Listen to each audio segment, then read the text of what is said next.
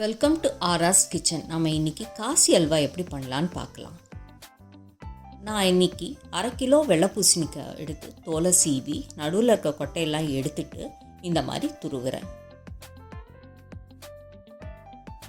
என்னோடய சேனல் பிடிச்சிருந்ததுன்னா சப்ஸ்கிரைப் பண்ணுங்கள், ஷேர் பண்ணுங்கள், லைக் போடுங்க. இப்போது இந்த மாதிரி நல்லா கேரட் துருவுறதில் துருவிக்கோங்க வெள்ளை பூசணிக்காவை. அதை துருவினதை நல்லா பிழிஞ்சு எவ்வளோ குவான்டிட்டி இருக்குதுன்னு பார்த்துக்கோங்க. அதோட ஹாஃப்க்கு கீழே சுகர் இருந்தால் போதும். இப்போ அந்த தண்ணியை மட்டும் தனியாக எடுத்து வச்சுக்கோங்க. நீங்கள் 2 ஸ்பூன் நெய் இதுக்கு, இதோட கலருக்கு ஃப்ளேவருக்கும் குங்குமப்பூ ப்ளஸ் முந்திரி பருப்பு. இப்போ 2 ஸ்பூன் நெய்யை விட்டு நெய் நல்லா சூடானோடனே எடுத்து வச்சுருக்க முந்திரி பருப்பை போட்டு நல்லா செவக்க வறுத்து எடுத்துக்கோங்க.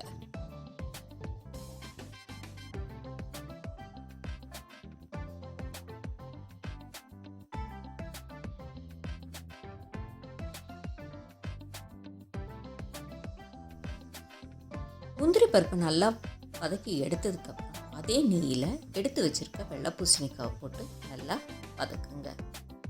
நெய்யில் வெள்ளை பூசணிக்காய் நல்லா வதங்கி வரட்டும்.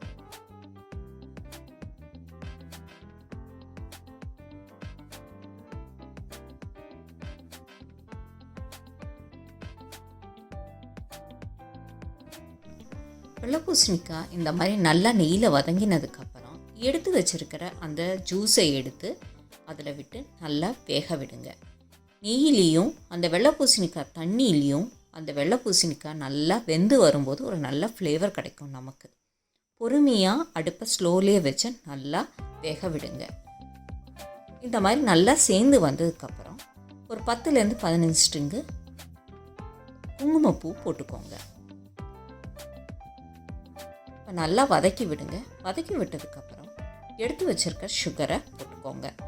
சுகர் நான் இன்றைக்கி 250 கிராம்ஸ்க்கு நியரிங் 120-125 கிராம்ஸ் தான் சுகர் போட்டிருக்கேன். உங்களுக்கு வேணும்னா இன்னும் கொஞ்சம் போட்டுக்கோங்க, ஆனால் இதுவே ஜாஸ்தியாக தான் இருக்கும் உங்களுக்கு. இப்போ சுகரையும் போட்டதுக்கப்புறம் நல்லா கிளறி கொடுங்க.